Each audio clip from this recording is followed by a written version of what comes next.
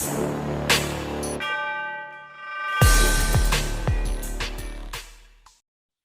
friends, welcome to this episode of Nationalist View, and today we are going to talk about a very interesting report, and we have a very special guest.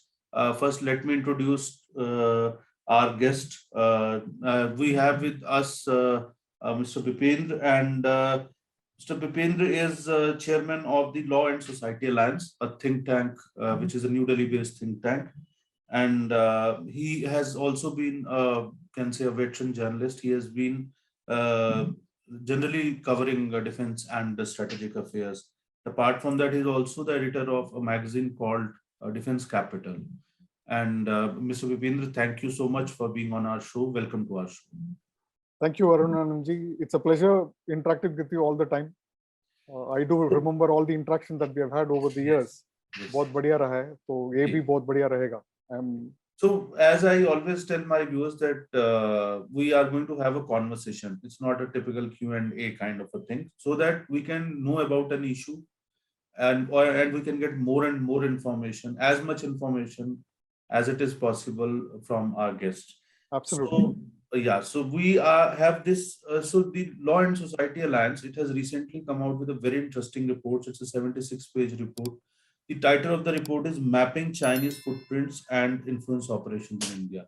So largely the report talks about how you can say, the Chinese influence, or the China is becoming a deep state in India actually. So it has penetrated, it has kind of sneaked into all the major sectors, whether it is entertainment, whether it is media, whether it is intelligentsia, academia, even politics. So this report has been covered extensively in certain sections of Indian media, and of course certain sections have not covered it because they have been named in this report. So that's very much understandable. So, Mr. Vipin, the first thing which we would like to know is that what propelled you to basically, come out with this report? What was the immediate trigger point? Okay, it's a very interesting question. In fact, आप देखेंगे तो 2020 मई से लेके आज तक वो लद्दाख में India China का military conflict it's been happening, and in the initial stages 2020 it was very intensive, and since February 2021 it's been slightly mellowed down, but the conflict still exists. वहाँ पे कुछ पेन पॉइंट्स हैं, उस pen points में अभी भी eyeball to eyeball the soldiers on both the sides are standing. So what actually triggered this study that we conducted over a period of 6 to 8 months was the disconnect that we saw in the kind of opinion writing that was going on in the Indian media vis-a-vis the sentiments of the people of India. The people of India had grown really anti-China in their sentiment and in their approach. There were a lot of calls for boycotting of Chinese goods. There were protests, there were a lot of things that were happening, and the sentiment was quite anti-China.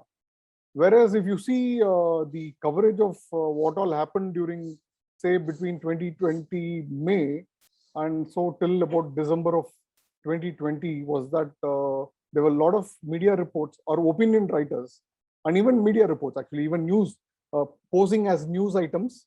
They were all, pro-China. Basically, I would call them pro-China simply because it was anti-Indian stand in Ladakh, and it was anti-Indian military capabilities in Ladakh, and it was also projecting India as a weaker state and the Indian military as a weaker an armed force. So this disconnect between the sentiment, the reality actually, and the propaganda that was going on at that time was the trigger. The propaganda, I call it propaganda because there was a clear attempt to influence the public opinion, which was quite anti-China. It was being funded by somebody. It was being funded, and or people were reaping the benefits of the funding that they did over the years. Is propaganda mein, there were journalists who were involved in this propaganda. There were a lot of opinion writers were involved. Is propaganda mein, academia was involved. A lot of think tanks were involved, a lot of universities were involved, and even political parties were involved.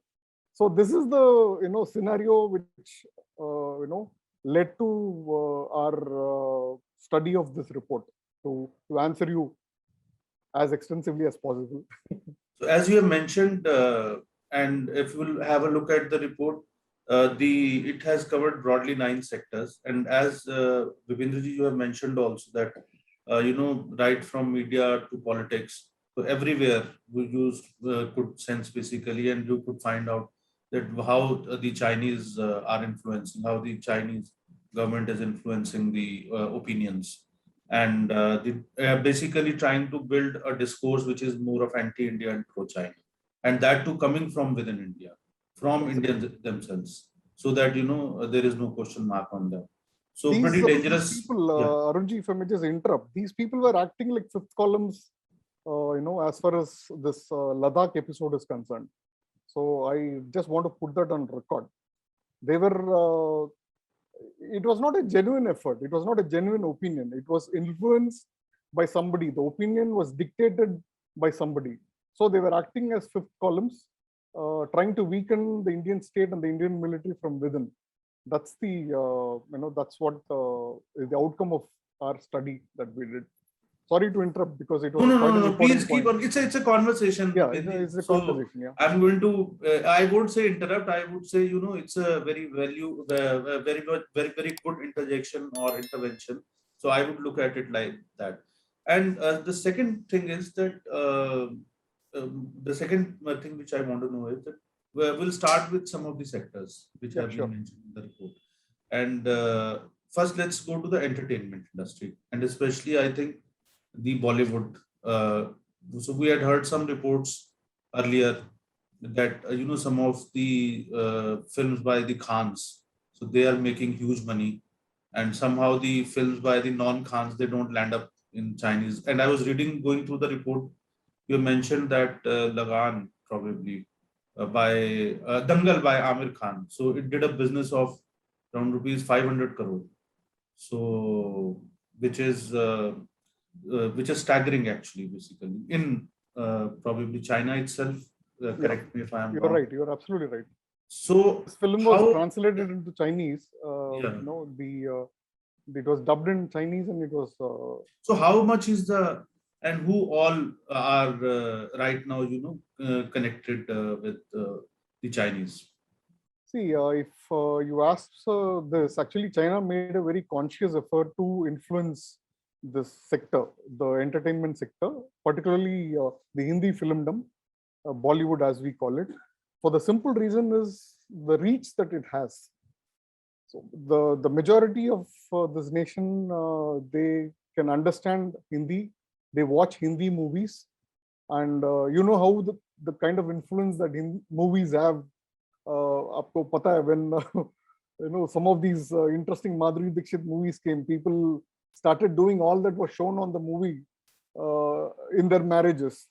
So there were a couple of movies like that, particularly Salman Khan related movies. Barjatiya made movies basically. They were all very popular. They ran for 2 years, 3 years, 4 years. Even in Tamil Nadu, this movie, one of the Salman Khan, Madhuri Dixit starrer movie was running for 3 or 4 years. You can imagine where the Hindi-speaking population is very, very small in number. So they understood the power of this entertainment industry, and they started wooing the key players in that sector who were gullible. I won't call them gullible, maybe they are malleable. You can bend them easily to the whims of the Chinese. So they funded a production of movies. They invited these people to the Chinese film festival that they organized, and they started doing tie-ups between the Chinese producers, production companies of movies. So thereby they could control the narrative that was happening in the movie and influence. Slowly you inject certain pro-Chinese ideas into those movies. Like for example, this movie Rockstar, which is Ranbir Kapoor starrer. This movie has a song called as Sadahak. It's a very popular song where you see him going and performing on stage and all that. Where they show this some protest kind of a scenario. His own. Let me translate for our viewers. Sada Hak is basically a Punjabi term. Punjabi phrase. term. It means basically our right. It's the line goes like Sada Hak Athe Rak. It means that's the back our. We want our rights right now here right here given to us. So this is broadly Sada Hak. So it's Correct. a cult song. It has become a cult song. It's become a cult song where Sada Hak it's a very common political slogan in Punjab. So what you find is that the song became so popular, and in one of the scenes, a couple of scenes in that song, they show this free Tibet banner, but whereas the Tibet is blurred, only free, you can read only free, whereas immediately after that you will find a Khalistani flag and that symbolism. So Indian secessionism is okay, but whereas what happens against China is not okay. So they could influence even the censor board to blur that. That is the kind of influence they had. So, Amir Khan is one of the most popular personality. Kabir Khan is another personality who went and attended the film festival that happened in Beijing. Such kind of penetration that they have done, that it's impossible for you to have a pro-India, anti-China opinion expressed in any movies ever. And for your information, during Ladakh conflict, there was not a single entertainment industry personality who stood up for India and spoke against China in that conflict. So that is the kind of influence that they've had, that not a single Bollywood personality came out in support of India and against China in this military conflict that was happening, in the kind of aggression that China, communist China, did against India. So I would say, to say the least, these are pretty shocking revelations, and these are there. The writing is there on the wall, and I think you have brilliantly put it together in this report, and it's very lucid. Also, I think your background as a journalist has done a great deal of good in terms of not making this report just purely an academic document. In fact, I would suggest to my readers that they can go to the website of lawandsocietyalliance.in. Yeah, so this is the website, and you can download the report. I think the report is available there. It's available there in a link format. Yeah, so you can download, and there is a summary. So it's like a Robert Ludlum or a Frederick Forsyth kind of a racy thriller.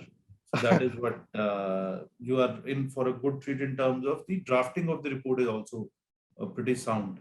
With a lot of endnotes and references. Now coming to the next. Anand, one second. Before you go on to the next, I want to mention here for your readers' benefit the kind of work that went into it. Anand, Arun Anand, we looked at more than 1,000 web pages. We looked at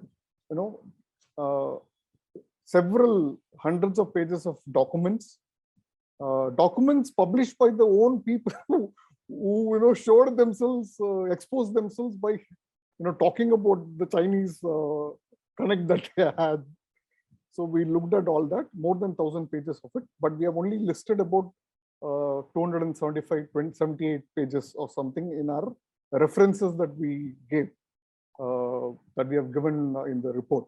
And mind you, each and every paragraph and each and every fact is referenced properly with a link, and nobody can challenge it. You told your audience that I'm a journalist by background. Let me also tell you, I'm a trained lawyer also, and I have a license to practice in the Supreme Court of India and the Delhi High Court. So that is my background, just for the benefit of your readers. So that also came in handy. So I know how to, whatever I'm saying, I know how to legally back them up. Let your readers know that. So I think this also gives an opportunity to our readers to freely and extensively quote from this report. Absolutely. And they don't need to, get worried about libel or this thing, because as Bipindra has said, that it has been vetted properly. And so far, the report has been in public domain for the last few days. And so far, nobody has basically countered it or challenged it factually. Otherwise, the way China has pervaded kind of Indian media, So there would have been challenge. In fact, a number of opinion articles have also been written based on this report. So the second question or the second point which we want to take is that when we talk about intelligentsia, intellectuals, academia, so how the Chinese are extending their influence there, and how deep is their penetration? Okay, we'll go one by one. We'll start with think tanks first and then go to the academia second. First and foremost, as far as think tank is concerned, I told you there are a lot of institutes in India which specialize on China. I put them in quotes. They're all calling themselves as specialists in China, and they all receive good amount of funding from China annually. We have listed all those funding patterns in our report. People can go. I want people to go and read the report, so I'm not going into exact details of the funding patterns that have happened. So they have clearly, ensured that these institutes, these organizations, these so-called think tanks that are based in Delhi specializing in China, they have been cultivating them for a very long time, and they also have क्या करते हैं वो tie up करते हैं. China में कोई institute है, कोई थिंक टैंक है, उसके साथ एक टाई अप करेंगे, फिर बोलेंगे चलो जी हम आपके साथ एक्सचेंज प्रोग्राम कर रहे हैं, आप अपना टीम लेके जो चाइना स्टडी करना चाहते हैं उनको लेके आप चाइना आ जाइए. तो funded जंकेट्स and conducted tours of China, मजे कराते हैं पूरा, जाके they spend a lot of money. आप जाके बड़ा impress होके आ जाते हो, उसके बाद आप लिखना शुरू करते हो opinion pieces, calling them as study reports, praising China like anything, and starting influence. You start influencing the opinion of the readers in India. So that is the kind of thing that is happening. I have named most of the institutes that have fallen prey to this strategy of China, which uses its soft power as a tool of warfare, not as a diplomacy or a relationship building, international relations building exercise. So, so it's basically information warfare. Basically, information warfare. You are absolutely right. You hit the nail on the head. It is information warfare that they're doing. So this is the kind of operation that they do with a think tank. So with the academia, they adopt another. I mean, there are similarities, but there is a slightly different one. What they do is they go to a university. There is a private university in Sonipat, which is very near Delhi, where they have instituted China study centers. Jindal, which you are talking about, you have mentioned that there is a picture also. Exactly. So they have with the caption. They have China study centers where students are encouraged to do their research on China, and these students are given opportunity to travel to China. They have given access to the Chinese embassy in Delhi, and their funded exchange programs, funded study programs, funded research work, all by Chinese embassy. And these institutions churn out academic papers. I mean, I really find them funny to call them as academic papers and stuff like that. They do that kind of work, influence operation. So you see, please, we should understand something very important. University, uske aage prefix hoga doctor, so. If somebody with say doctorate, PhD, who writes, glowing tributes, of China and its policies and its, what's happening in the country, then people tend to take them seriously. See, that is where this academic work has a great threat value in terms of information warfare, in terms of influencing operations. So that they do. The other thing that China does is that it starts something called as Confucius Institute. So where they do this brainwashing operations of people who come there and basically they open these Confucius Institutes. I remember that in the name of kind of training the people in Chinese language. That is one of the correct. That is one of the and I think US has hundreds of them. Canada has hundreds of them, and in India, I believe there were two Confucius Institutes. One was in University of Mumbai, and the other one I think was in Vellore. Yeah, see, Tamil Nadu, you mentioned Vellore. Tamil Nadu is a very important, operation that China carries out. They feel that Tamil Nadu is one of the weak links as far as the Indian state is concerned. So Tamil Nadu is being focused on by China. They have started this Chinese radio listeners' clubs. We have not mentioned it in our report, but yeah, it's China Radio International which has started this club. Exactly. So this kind of operation. Because I have had the opportunity to visit the China Radio headquarters in Beijing. Acha, okay, very nice. Very yeah, nice. so they have this Hindi service, interestingly, which had at that time around 22 people. Out of them, 20 were Chinese, and interestingly, the Hindi was extremely good. There were 2 Indians, and these 20 persons, India has trained them at their experience at Kendriya Hindi Sansthan, Agra, and in Jawaharlal Nehru University. And from there, they were carrying out the propaganda, whatever they had to do. So this is just I wanted to share. Yeah, absolutely. You are absolutely right on that. So this kind of operation is going on.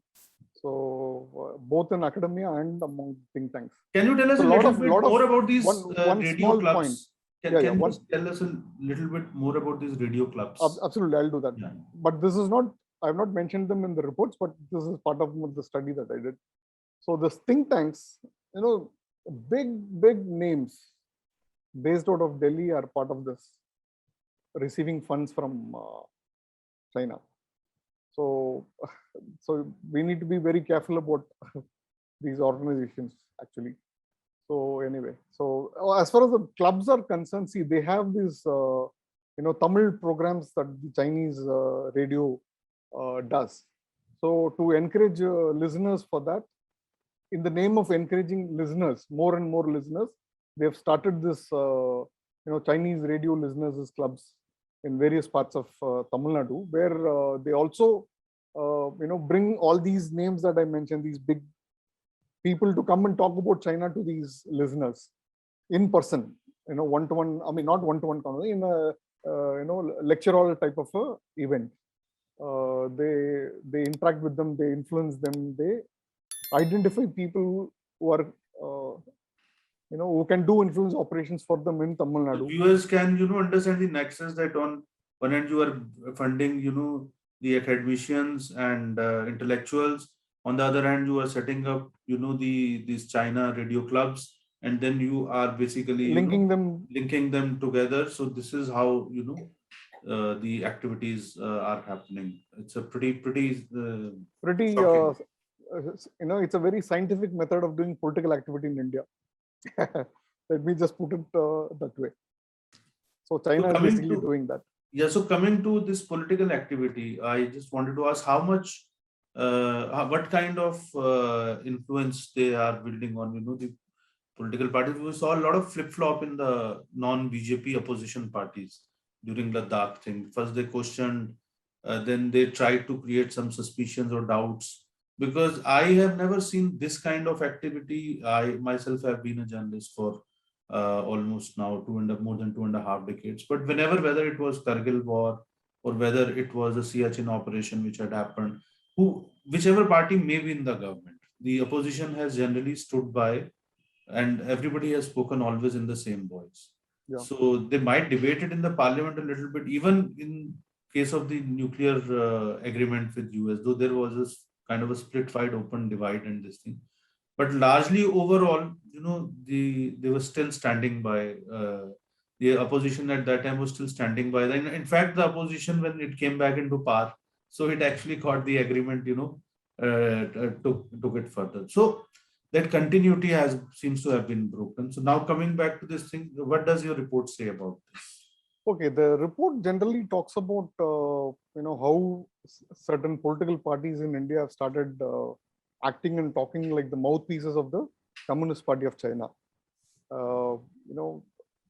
Especially the communist parties, the Communist Party, particularly Communist Party of India, Marxist, which is closely aligned with the Chinese Communist Party of China.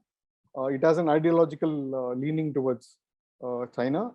And that is where the differences of opinion happened. And when the split happened between CPI and CPM, China was one of the main reasons for the split itself.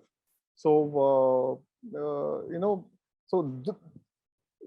you would have seen not a single statement either by any of the Communist Party leaders including Sitaram Yechuri, or its mouthpiece like People's Democracy, that have condemned what China did to India in Ladakh. They sprang a surprise in the sense that there was a good, bilateral relationship that was moving forward. They ensured that this forward movement is scuttled completely. They put a break on that forward movement in the bilateral relation between the two countries and normalizing of relations. So that they did. And when that happened, I expected every political party, particularly the opposition party, to stand behind the government of the day and say that China, you have done something wrong. Please pull back, get back to your rein your army, and ensure that you come to the negotiation table and resolve the boundary dispute, so that there are a long-term benefit, economic benefit, and people-to-people benefit for both the nations. But that kind of a statement never came from this political party. Rather, the Communist Party of India, I'm talking about Communist Party of India, I'll talk about the other parties a little later. Communist Party of India, rather, what they did in their mouthpiece, People's Democracy, and their leaders, they basically blamed that that India was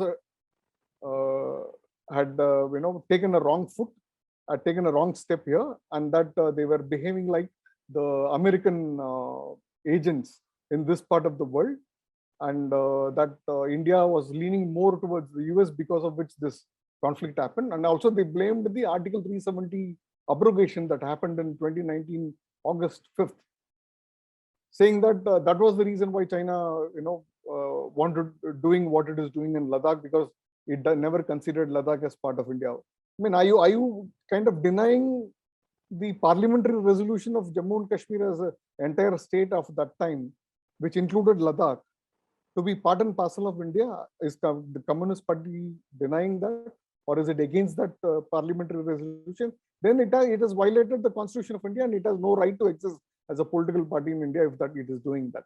So that's the that's what the Communist Party did. There are other political parties also which have taken money from the Communist Party of China. We all have read about reports of how the Rajiv Gandhi Foundation of the Congress Party received funds from.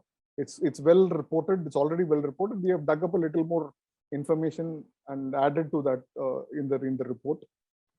And the agreement that the Indian National Congress Party did with the Communist Party of China, the arrangement that they did, and the kind of statements that were emanating from the Congress Party was shameful, to say the least. By the way, let me tell you, Law and Society Alliance is a bipartisan, is a organization, but as far as national interest is concerned, we take a very clear stand. So what these political parties were doing was playing the tune of the Communist Party of China, and were trying to subvert democracy in India. There is a huge threat. During concluding remarks, I will talk about that also. When we conclude the session, you let me know. I will tell you what is the danger, the dimensions of threat that exists because of these operations. And then now coming to the holy cows, the media and the especially, and then also the social media. So how much is we saw one journalist was arrested also. Correct. And Rajiv Sharma. Yeah, so you have mentioned about that in your report also. Correct, and also tracked the funding trail in that. Yes. So how wide is or how deep is the influence of Chinese, and basically, if I say it's like virtually kind of basically many journalists being on the payrolls of the Chinese government or the Chinese Communist Party. So knowingly, unknowingly, intentionally, unintentionally, I don't believe journalists are so naive that they would do it unintentionally. So with that caveat, so kindly let our viewers know that that would help them also to identify when they read reports by somebody. So what kind of basically presumptions which they should, or assumptions which they should have, or what kind of the writers which they should have in their mind when they're reading somebody's report, and they can identify, and also tell us a little bit of this thing, that if our viewers want to identify somebody's a person who's not trained in journalism, who's a reader, but wants to identify that, okay, whether this person is who's consistently been writing on China, is pro-China, and is speaking the Chinese in the Chinese voice. So if there are some tips, please do share that also. You must have come across that as a learning while doing this report. Yeah, see, the general rule in the media fraternity is that you don't attack the other person. So that is a general rule, but I am willing to break this rule and go a step further in this regard, because it's about national interest. So, there are 3-4 aspects of it, the media, how the influence operations happen. So let me go one by one. First and foremost, the media houses, the publications that are there, the television channels that are there. So what sort of an influence do they do? The Chinese, basically what they do is they buy full page advertisement slots, and also sponsored publication of pro-China articles in the form of, say they call it some China Monitor. That will be the title of the page, and it will be it's an advertorial. Basically it will look like as though the particular publication has done some great work and some research work, some reporting assignment, some reportage, some footwork they have done, and then they have done some great article about China. It's not so. It's a sponsored page. The article is given by the Chinese embassy and written by the pro-China people. Media in China is a free media or independent media. All of them are state-run. So those articles are published here, and the media is so controlled in China that you can't say even one negative word against the Communist Party of China, which everybody knows about it. So those articles are published in the day-to-day big names, big newspapers in India, all of them big names. But there are certain good exceptions also among the media which don't entertain these kind of sponsored pages from China. But there are others who fall, I won't call them as victims. They take money and they know that they are taking money. And publish these articles shamelessly. And this happened even while the Ladakh conflict was going on, at least at that time. You mentioned one paper which is there, whose office is on Kasturba Gandhi Marg in Delhi. Correct. I also mentioned something called as the Mount Road Mahavishnu. So all these newspapers I have mentioned, you are absolutely right. I have mentioned these publications also. So the intelligent reader would immediately identify which media organizations that we are talking about. So it not only happens in the newspapers, it happens in the television news industry also. So they buy half-an-hour slots, 1-hour slots, and they do a program of their own, and they give it for airing by those channels. This kind of an operation also happens by them. This is one aspect of it. The second is China has been conducting a what do you call it as journalism fellowship for journalists from all the nations which it wants to influence, which includes India, Pakistan, you name them, African nations. So what they do is they take a journalist for 6 months. They give them a house, palatial house, that is enjoyed by a diplomat, say in one of the poshest localities in, like say Delhi के defence colony में आपको घर मिलता है और आपको बोलते हैं भाई तो आओ खाओ पियो सब हम खर्चे कर रहे हैं आपको, आप ना जाके हम एक्सेस देंगे आपको, आप जाके स्टोरी लिखना बस.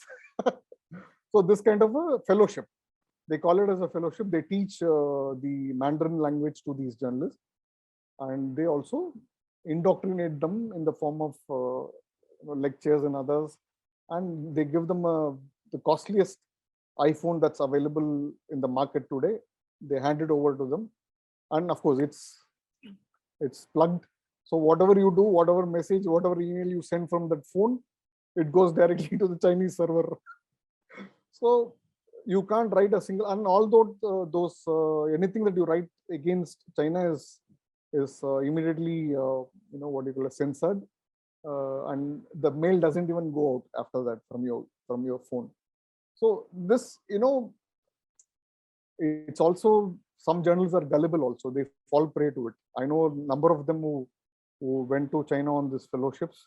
They enjoyed, and some of the media organizations feel no, regret for having sent and having received such reports favorable to China and published them in their newspapers and in their, in their wire service or whatever that they have done. So this is the second sort of, those journalists come back after, say 6 months. Somebody's tenure is extended by 1 year also.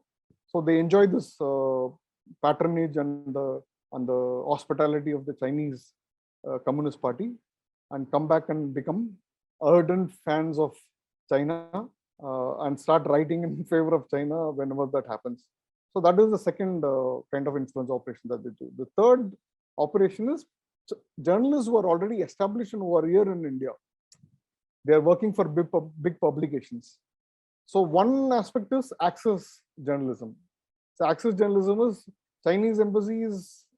If you and I ask for a meeting or an interview with ambassador, we won't get it because they only allow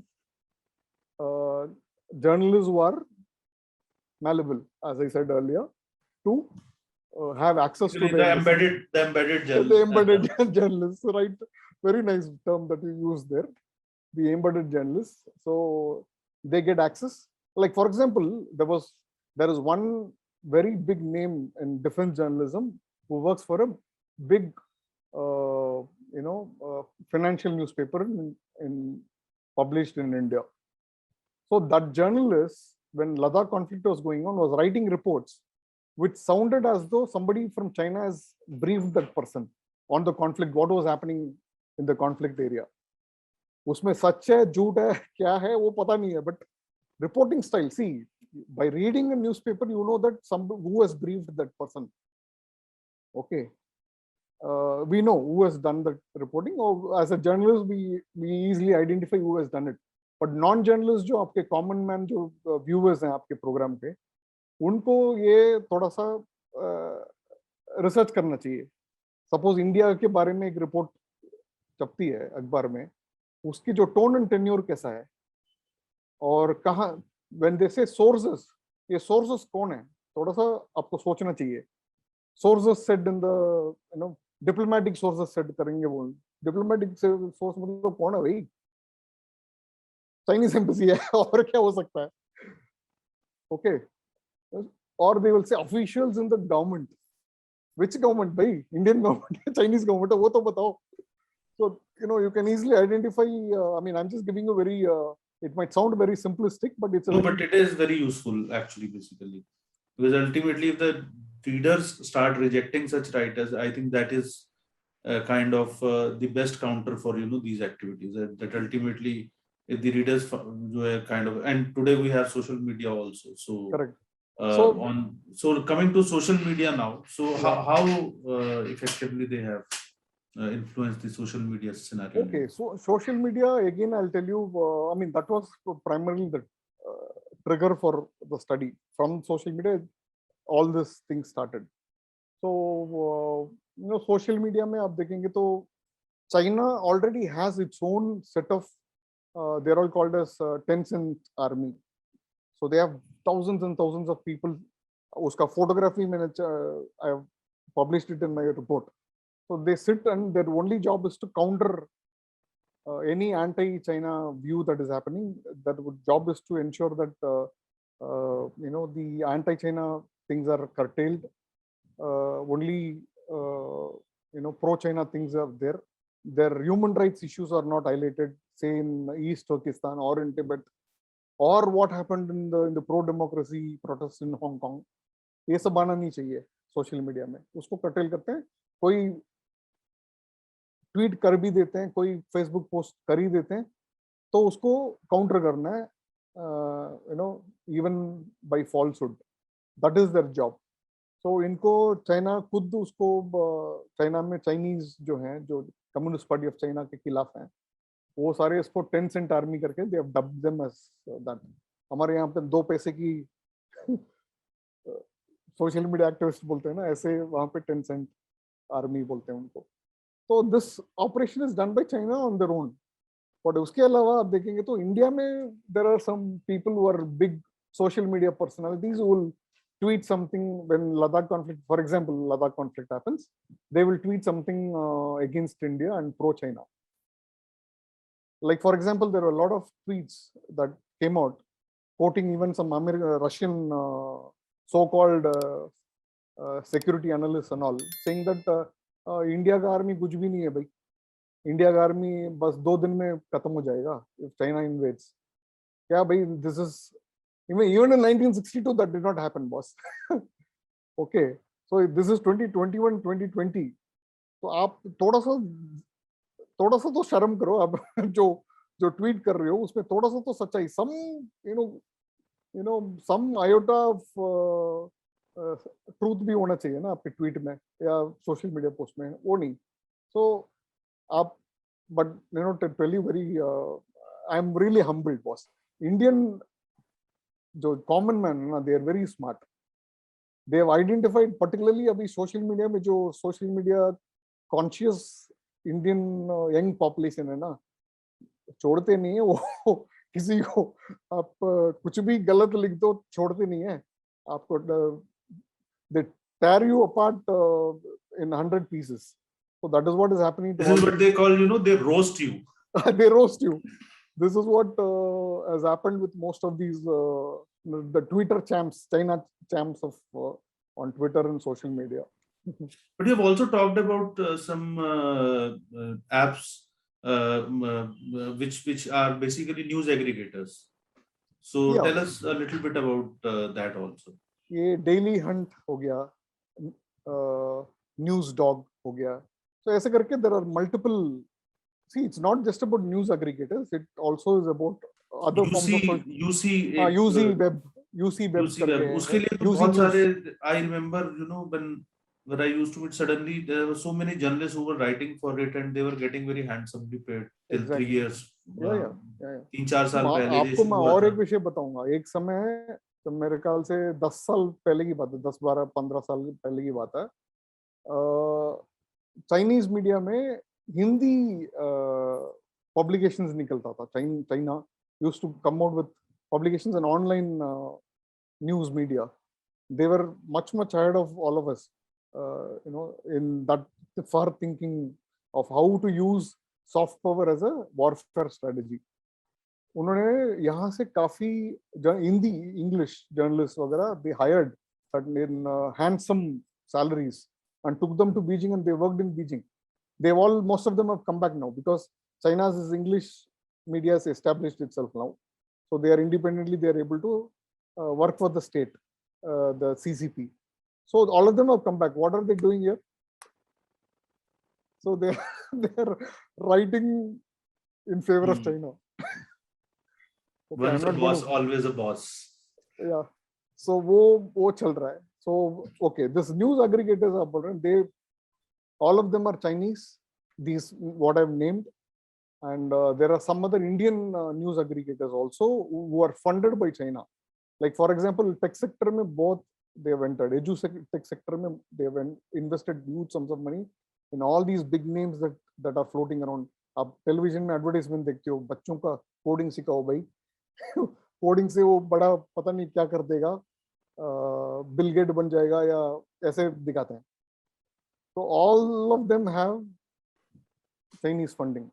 Even some of these fintech companies, like, I don't want to name them. It's there in the report. I don't fear naming them. Like for example, Paytm. Paytm has huge Chinese funding, investment. So see, or video applications, video apps है ना, वो है. For all these social media video application जो applications आते हैं, like TikTok types, So all these are Chinese thing. And see, imagine the danger that they pose. आप use करते रहते हो and you also view the videos of others, the news items of others. है कि नहीं? So अब when you do that, suddenly when there is a Ladakh conflict, they will introduce a Chinese, pro-China video which shows India's military might, military is no match for China. ऐसे एक video बना के भेजेंगे, वो भी circulate हो रहा था उस समय.